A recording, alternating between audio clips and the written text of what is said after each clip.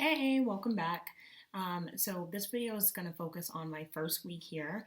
There's been a lot going on. I definitely have a lot to share. So let's just get started. So orientation was definitely a really pivotal moment for me in my experience thus far because this is when it really hit me that this was happening. I think it was after I had moved out and saw everything in boxes and saw my small luggage and teeny carry-on that I realized, this was it. It was at that moment that I was on my flight from San Francisco to Washington, D.C., and just really excited, but also nervous for what lies ahead. But I was just really pleasantly surprised when I arrived on the Georgetown campus and was greeted super enthusiastically by the program staff. They immediately recognized us. We had sent them a ton of pictures, so it definitely made sense, but it was still like really, really nice and really refreshing. Um, and so I'm gonna just go through the highlights of orientation because if I talk about everything, this video is gonna be like an hour long. But I would say the highlights for me was getting to know or starting to get to know the other 74 participants in the program. I believe there are 38 states represented, so there's definitely a lot of regional diversity. And with that, obviously comes diversity of thought. So just really interesting to have discussions with them and learn a little bit more about their personal backgrounds and their upbringings, why they were doing the program, how much German they knew, what their professional fields were, what were they most anticipating about the year. Those type of hallway conversations I really treasured from orientation. Another thing that I really, really enjoyed were some of the lectures that we had. There was definitely a focus on culture shock and cross-cultural immersion and what that means and what we could expect to experience over the course of the year. We had a really great lecture by Professor Gary Weaver at American University, and I think the theme of his talk was very, very relevant for us. And basically, he was talking about how the experiences that most people have when they like truly live and immerse themselves in a new culture is very much up and down. Very few people experience a consistent, a consistently high experience, I guess might be a way to say it. There are good times and there are bad times, and I think it was just a really good level set for us to just really reify the fact that this is not vacation, nor is it study abroad with your besties. It is living, truly living in another country, with a host family or with flatmates, going grocery shopping, doing things that everyday Germans do, interacting with other Germans. And so just as there are ups and downs living in our own country, there are ups and downs living in another country. And that was really just a level set, a good level set. Another great highlight from orientation weekend was our visit to Capitol Hill. It was there that we got to meet with members of the U.S. State Department, members of Congress, as well as Peter Wittig, who is the German ambassador to the United States. And it was really just a day of reifying the role that these three important bodies play in the development and administering of this program successfully for 30 plus years. So it was just really a humbling experience to get insight into what goes on and how this happens and the importance of the experience that we were about to embark on. Another really cool aspect was the CBYX program staff had arranged for each of the participants to meet with their congressional representative to sort of personally express their thanks, as well as share with them, what they were excited about for the upcoming year. And my congressional representative is Nancy Pelosi, who represents the 12th District of San Francisco. Kind of a big deal, so it was hard to get time on her schedule, but fortunately I was able to meet with one of her staffers, Wendy Parker, who's her assistant to national security affairs. And I just thought it was the coolest thing ever to have this conversation with this woman and be able to share my gratitude and appreciation for the program and really learn about the role that I was imbuing going to Germany. Just the concept of really understanding what it means to be a citizen ambassador and, someone who is representing not only yourself, your family, your community, but also your country at large, and helping these two countries foster better relationships from the ground up. I just thought it was really, really powerful, and it was great to hear that responsibility and that role expressed directly from someone who works in Congress. All right, so enough about orientation.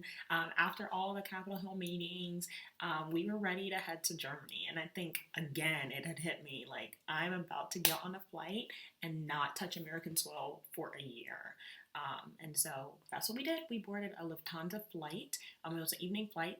And so we arrived in Frankfurt, Germany around 8 in the morning, so exhausted. The jet lag was real. It was definitely real, but we were greeted by members of the GIZ, and they are the program administrators on the Germany side, and they kind of, greeted us, and we went on a bus, and our first destination upon landing in Germany was to a amazing castle palace in Budenheim, which is about maybe 35 minutes from Frankfurt, and it was the best thing ever to be there. Definitely an improvement from Georgetown undergraduate dorms. And it was just great to have a place to just lay down after such a long flight. Although they did keep us up, quite honestly, just so that we could get used to the German time zone. So the day was really, really light, just kind of activities, games and such to keep us awake and alert so that we can fall asleep later that night. So that was our first stop. Not too bad. So our time at Schloss Waldhausen, the amazing castle in Budenheim, was great. But after a few days, we were already en route to our respective language schools. And this is so where I'll pause to just share a little bit more about the language phase of the program that I mentioned in the first video. So learning German is a very huge element of this program. While German knowledge is not required to apply, there's definitely an expectation that all participants are motivated and enthusiastic to learn the language, as it'll definitely impact your success levels here. And so participants are divided into 3 groups and are placed in one of 3 cities, which will be their home for 2 months where they will go to language school. So the city options are Cologne, Radolfzell, and Saarbrücken. I was placed in Cologne and I couldn't be happier. I was really, really excited to go to a big city. Cologne is actually the 4th largest city in Germany. So I was definitely happy and comfortable with that type of environment. And off I went on this bus. So I definitely slept most of the bus ride to Cologne, but when I got there, I was super excited and alert, especially to meet my host family. So they are pretty much awesome. I have a really interesting situation where it's a host family, but it's also like a shared apartment as well. So in German, they call shared apartments WGs, which is WG, WG. So I have a host family, but I also have flatmates. And my flatmates are really interesting. They're other international students who are here learning German kind of just like I am. One is from Azerbaijan and one is from Egypt. They're all 20-something, so it's been great. My first night actually in Cologne, I went out with one of my flatmates. So that was great to just explore the Cologne nightlife right off the bat. So after getting situated, unpacking my things, stuff like that, I started to get into the swing of things and just really throw myself in there. So we arrived in Cologne, or Köln in German, on a Friday, I believe. So we had the whole weekend, and then we would start language school on a Monday. So the first thing to do was to definitely go grocery shopping, which is an adventure when you don't know German. It was a very humbling experience that made me appreciate my sense of sight, as well as just the universality of graphics and images. I was like guessing what kind of cheese things were. I was guessing like what kind of meat was pork versus beef. So it was just like really funny. But you know, it's all part of the adventure. So that was cool. And you know, there are definitely some things that I noticed, and I just wanted to share a couple of things that I noticed immediately off the bat over that first weekend in Cologne. That I thought were noteworthy. So I have a little list. I'm going to look and just make sure I don't forget anything. So one thing that I noticed is water is served sparkling by default. You have to specifically ask for still water, and tap water is just like not heard of. Neither is ice. So things are never served like ice cold, and like ice is just not a thing. So that was kind of interesting to me. I also learned that summers here are pretty schizophrenic. It was really warm when we got here, but I think the next day it like stormed and it was lightning and thunder. So definitely key is to always have an umbrella with you. Um, what else did I notice? Oh, beer. Beer is cheaper than water here, which is, I think, hilarious. It's maybe like, I don't know, €1.50. And bottled water um, is probably close to like €3 maybe. So it's just really, really interesting, that culture. Also, cool is Cologne has their own sort of famed beer. It's called Kölsch. So every time we go out, we gotta order Kölsch because we're in Cologne. Another thing that I noticed is everything is really, really small. Either that or everything in the US is really, really big. Probably the latter. But I would go to the cafe to get a coffee, and there's only one size. It's that big. So that's all you get. And I'm like, oh, you can't like get a large? Like, no.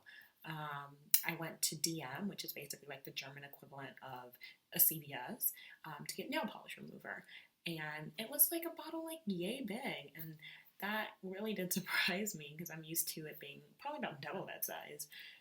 What else did I buy? From DM, I also got shower gel. Nivea is a German brand. I got Nivea. But the bottle was like, I don't know, it's maybe like that big, like 10 ounces, which is like nothing compared to the 24-ounce large bottle that I usually buy. So I think just that realization that things are small, sort of adjusting your expectations accordingly. What else? Bread. Bread is everywhere. I don't really eat that much bread at home, so I was like, okay, like there are bakeries everywhere. People just eat bread for breakfast, bread for lunch, bread for snack. So that was just really interesting. Now, granted, the bread is good, but it's definitely just a lot. It's everywhere. Another cool thing that I thought was really funny was obviously we know, Daimler Mercedes is a German brand. So yes, you do see a lot of Mercedes and BMWs and whatnot around, but something that I thought was hilarious was like all the taxi cabs, the FedEx vans, like just really random cars and trucks and stuff are Mercedes, which I think is just kind of flossy. So yeah, that was interesting. So just a few things that I've noticed over my first weekend in Germany. All right, so we talked about a lot of stuff, so I think I'm just going to try and wrap it up here. And to do that, I'm just going to come back sort of full circle and talk about school because I started classes on Monday. It has been really, really good. It is a lot of work, though. This is definitely no vacation. We have classes for 25 hours every week, so 5 hours every day. And you can imagine just like learning another language for 5 hours consecutively. It's pretty intense, but I'm in the A1 level, which is, beginning German, but we're learning a lot. I mean, I'm really impressed and surprised by how much we've already learned. I could definitely say some things, so I think actually I probably will share something with you just to sort of gauge my progress over time. I'll share maybe a couple of things here and there with every video. So here's just like a really short couple of sentences. All right, so hallo, ich heiße Jennifer. Und ich bin 24 Jahre alt. Ich komme aus den USA, aber lebe jetzt hier in Köln. Gestern ich habe Klasse besucht, aber am Samstag gehe ich nach den Niederlanden mit meinen neuen Freunden. So I tried my best. I said my name is Jennifer. I'm 24 years old. I'm from the USA. I said yesterday I had class, but this weekend, I'm going to the Netherlands, and that is a true story, which is a perfect segue into topic for the next video. So next video is going to be focused on some of the sightseeing adventures that I've had over this first week, as well as some of the trips that I have taken or will have taken by the time I come back to you guys. So hope you guys enjoyed it. Sorry this is a little long. I'm going to try and keep it a little shorter next time. But yeah. So far, so good, and I'll see you next time.